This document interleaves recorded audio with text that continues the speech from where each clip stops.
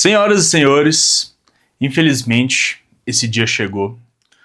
Um dia que eu esperava que nunca chegasse, mas ele está aqui.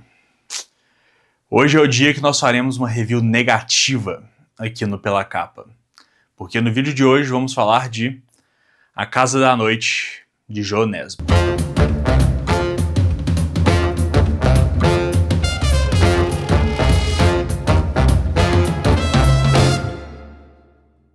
Fala galera, sejam muito bem-vindos para mais um vídeo aqui no canal, vídeo em clima de velório, né? Que, como eu já dei spoiler aí, vamos falar de uma leitura que eu definitivamente não gostei, que foi A Casa da Noite, de Jo Nesbø. Jo Nesbø é um autor norueguês que eu já tinha muita curiosidade de ler alguma obra dele, né? E bem no início do ano, quando eu vi que ia ser lançado esse livro daqui, eu me animei bastante. Porque esse daqui é um livro bem fininho, é considerado realmente uma novela do Jo Nesbø, e é o último lançamento dele, os mais recentes. Se não me engano, saiu lá fora no ano de 2023 e chegou aqui no Brasil em 2025. O Jo Nesbø, ele é muito famoso por conta dessa série daqui, ó, de Harry Hole. São histórias de noir nórdico, digamos assim, né? São histórias de cunho policial que acompanham o detetive Harry Hole. Eu ainda não fiz a leitura disso daqui, mas eu vou fazer, vou explicar mais pra frente, porque apesar de eu ter detestado esse livro daqui, eu não me desapontei com o autor por vários motivos, e eu vou deixar esses motivos bem claros aqui. Mas esse aqui é o volume 1 dessa série que já tem 13 volumes. E apesar de já ter esse livro daqui, eu falei, poxa, eu não quero começar a ler as obras dele por uma série tão extensa, né? Então, por isso que eu quis já pegar de cara aqui A Casa da Noite. Foi um lançamento recente, eu acabei pegando ele ali perto do seu lançamento para poder fazer a leitura e trazer um vídeo aqui para vocês. Eu pensei em até não comentar nada sobre esse livro daqui, né?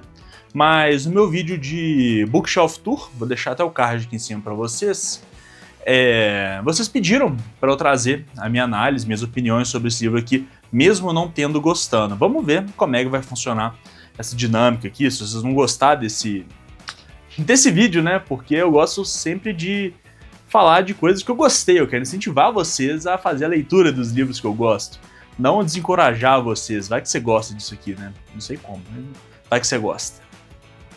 Mas bem, vamos parar de enrolação e falar sobre o livro. Bem, antes de mais nada, eu tenho que compartilhar aqui com vocês que essa aqui vai ser uma resenha recheada de spoilers. Porque eu até pensei bastante como é que eu ia fazer esse vídeo e é impossível falar do que eu não gostei sem dar vários spoilers aqui no vídeo. Então já esteja avisado. Se é um livro que está aí no seu radar, que você quer ler, você já comprou e fala assim, mesmo ele não tendo gostado, vou ter dar uma chance, é melhor que você não veja esse vídeo aqui, porque eu realmente vou contar tudo. É porque esse é daquele tipo de livro que a graça dele tá nos plot twists. E então, se eu não comentar sobre os plot twists, vai ficar difícil de eu explicar por que essa história aqui não me agradou. Então já tenha isso em mente, vai ter spoiler. Ficou aqui? Antes de sair do vídeo, deixa o like, que ajuda muito aqui o canal. Agora, se você não quer mais spoiler, agora você sai do vídeo. Quem ficou, prepare-se para spoilers. Aqui, o livro é dividido em 3 partes. A primeira parte ocupa mais ou menos ali entre 60% e 70% do livro. É o grosso da história. E a gente acompanha aqui um rapaz chamado Richard. Ele é um órfão que foi adotado por uma família e levado para morar no interior.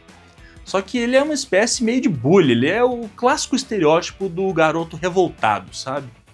Ele, sei lá, faz bullying com os amigos, não tem lá das melhores notas e tudo mais, né?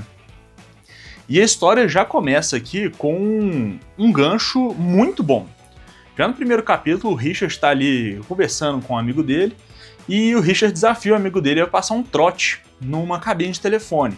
Eles pegam um catálogo de telefone ali, fazem a ligação para um número aleatório e era falar alguma coisa. Só que no momento que esse amigo do Richard está fazendo isso, o telefone começa a comer o garoto. Literalmente ser sugado para dentro e, como descrito aqui, fazendo barulho como se tivesse um garfo dentro do liquidificador. Realmente triturando os ossos do garoto, enquanto o corpo é devorado pelo telefone. Você já fica no primeiro capítulo, tipo assim, meu Deus do céu, em um capítulo já mataram a criança. Essa história daqui vai ser diferenciada. Mas aí o Richard, obviamente, sai correndo, fica desesperado, vai pra polícia, só que ninguém acredita nele. Ele já é um delinquente, todo mundo acha que foi ele que fez alguma coisa. Começa uma mega investigação em relação a isso. O Richard vai atrás de outras pistas, ele se junta com outro garoto ali pra tentar solucionar o caso por suas próprias mãos, né, já que ninguém acredita nele. E aqui a história tá seguindo uma narrativa até bem interessante. Vou ser bem sincero, tá uma história seguindo a narrativa legal, o mistério tava muito legal, só que tinha esse tom meio de história infantil. E tinha algumas saídas, apesar de um excesso de violência, tinha algumas soluções muito simplórias para as resoluções do que aconteciam aqui. Mas, apesar de tudo, eu tenho que admitir que essa primeira parte ela foi muito instigante. A leitura dela foi bem interessante. Eu tava até conversando com um amigo meu, Manuel, que já leu algumas outras obras do João Nesbo, não essa. E aqui por esse cenário de cidade do interior, protagonistas adolescentes, uma história de terror, me pareceu muito uma história do Stephen King. Só que com uma escrita muito menos prolixa, o que me agradou bastante. O King, em alguns momentos eu amo e em alguns outros momentos eu falo assim, pelo amor de Deus, desenvolve logo o que você quer falar. Mas aqui a escrita do João Nesbo, ela estava muito boa. Que é um dos grandes motivos pelo qual eu não me desanimei a conhecer outras obras do autor. Como o próprio O Morcego aqui na série dele de Harry Hole. Mas aí a história se desenvolve aqui, ela tem um grande clímax que eu acho interessante. Só que aí a história ali chega nos seus 60%, 70% do livro, que é um livro fininho de 220 páginas, e acaba. E a gente fica com vários mistérios não solucionados a partir daí, porque a próxima parte, a parte 2 do livro, já se passa 15 anos depois, na reunião de escola do garoto. E aí a gente vê ele voltando para sua cidadezinha, conversando com os pais, só que a gente vê uma coisa muito diferente. Aqui ele, já com seus 30 anos, ele é um autor de sucesso de livros infantis. E a gente descobre que a realidade que a gente leu ali na primeira parte, as 140 primeiras partes, era como se fosse o livro que o cara escreveu. Então, apesar de compartilhar ali alguns personagens com a realidade, é uma história completamente inventada. O personagem que a gente acompanha, o Richard, não condiz com o Richard da vida real. O amigo dele não condiz com o amigo da vida real. O amigo dele não morreu no livro, né? E então a gente fica tipo, poxa, tá, pra onde é que isso vai? Só que aí começa um clusterfuck tão gigantesco, com coisas estranhas acontecendo, realmente o mistério ficando mais instigante ainda. Porque até essa parte aqui eu tava achando bem interessante. Falei, nossa, que virada, onde é que essa história vai? E parece que vários dos traumas, várias das coisas... Traumas não, mas várias das coisas que foram colocadas na história estavam começando a vir à tona, que as coisas... O caldo tava começando a engrossar, a ameaça começou a ficar um pouco mais real, né? Agora a gente tá lidando aqui com adultos, então a história fica até um pouco mais violenta. E eu tava assim, nossa, isso aqui tá interessante. Vamos ver pra onde é que isso vai, né? Só que aí, no momento que a história tava ficando boa de novo, a gente corta pra terceira parte. E a terceira parte, ela é muito curtinha. Aqui, é da página 194 até a 220. São 30 páginas de terceira parte. E é horrível. Simplesmente a terceira parte é o Richard, um Richard que a gente não conhece, acordando num manicômio que ele estava internado, e tudo isso que a gente viveu até agora com o personagem estava se passando dentro da cabeça dele enquanto ele estava tendo um tratamento de choque. A gente descobre que vários dos personagens que aparecem na história são pessoas que ou trabalham ou são outros pacientes do hospital. Então a gente consegue traçar um paralelo aqui, um paralelo ali. Ah, tá, essa pessoa é aquela, essa pessoa ali deve ter sido aquilo. E ele tá ali nas suas vésperas de tomar alta do seu tratamento.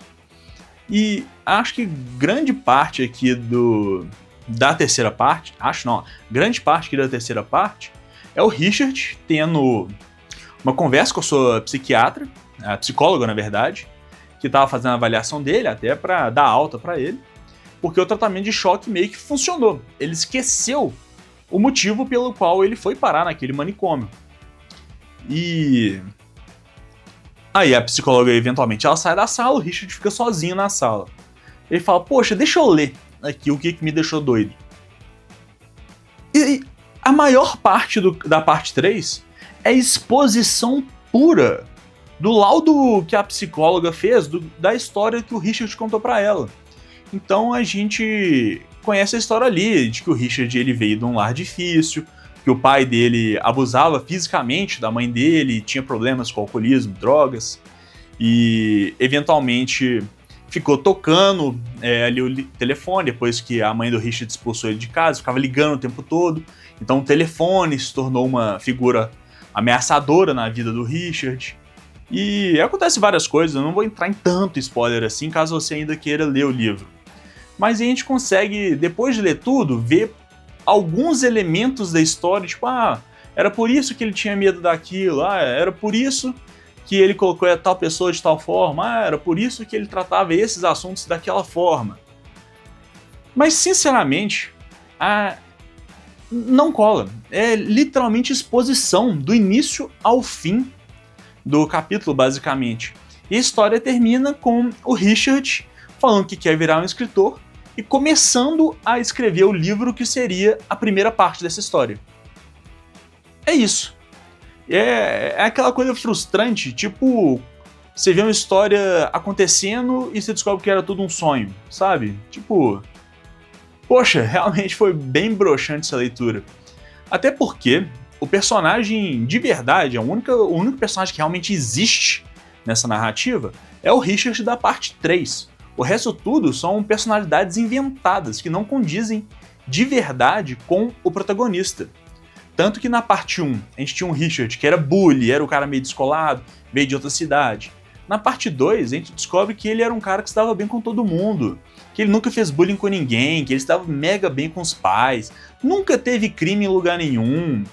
Então, eram duas pessoas diferentes ali que a gente acompanhou. Então, teve uma dissonância muito grande da personalidade, digamos assim, ou de quem era o protagonista dessa história. Pra gente descobrir na terceira parte que as duas partes anteriores tinham personagens que não eram os reais. Então, aqui é uma história de 220 páginas, no qual você conhece de verdade o protagonista na terceira parte, e soube que tudo que você leu foi um surto da cabeça do cara enquanto ele estava tomando um tratamento de choque. Nenhum dos mistérios de verdade é solucionado, porque tudo é atribuído como metáforas para o trauma dele. E você termina o livro meio tipo, tá, li. Não gostei. Achei muito chato. Chato não, porque os mistérios estavam interessantes. Só que ao invés de ser um livro de terror ou de suspense, ele acabou sendo um livro meio sobre nada, pra falar de um trauma, que a gente descobre o trauma no finalzinho do livro. A gente... Tipo... Pra quê? Foi uma leitura que quando eu finalizei, foi tipo assim, nossa, eu realmente perdi tempo aqui. Porque nada do que eu queria, me foi apresentado, foi solucionado. Foi um livro que me enganou, não no sentido bom da coisa, aquela grande surpresa, um plot twist legal, né? Mas ficou nessa, né? Foi bom não. Mas o porquê que eu digo que me anima aqui? Que nem eu falei. A escrita do John Nesbo, ela é muito boa. Isso eu não posso tirar desse livro de forma alguma. Na verdade, eu não posso tirar isso do autor, né? Porque a forma como ele escreve, os diálogos que ele escreve, eu achei muito bom. Foi uma leitura que, apesar de não estar gostando, foi uma leitura muito fluida.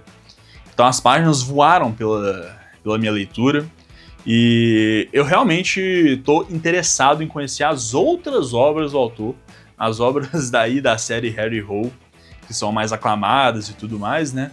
Porque aí eu acho que eu vou ver o Jonésimo realmente brilhando. Eu acho que essa novela aqui foi uma experiência que ele tentou. Pelo que eu vi, foi uma parada meio diferente do que ele costuma escrever, né? O noir nórdico. Mas pelo menos serviu aqui pra ser a primeira review negativa do Pela Capa. Bem, gente, é isso. Nossa primeira review negativa aqui no canal. Vocês me ouvindo reclamar aí durante a duração toda do vídeo. Mas vocês podem ter certeza que eu fui muito honesto aqui com vocês com as minhas impressões dessa história. E mais uma vez, não quero desencorajar ninguém a conhecer as obras desse autor. Ele é mega famoso por sua outra série. Então acho que vale a pena dar uma checada nele, porque realmente a escrita dele é fenomenal. Se você gostou desse vídeo, apesar de todas as reclamações, deixa seu like aqui embaixo, se inscreva se você ainda não for inscrito, liga o sininho para você receber a notificação sempre que sair vídeo novo aqui no canal, e vou deixar aqui o nosso vídeo de Bookshelf Tour, um vídeo ficou muito legal, mostrando a estante inteira aqui para vocês, com tudo que tem nela. Bem, gente, o vídeo fica por aqui e até a próxima.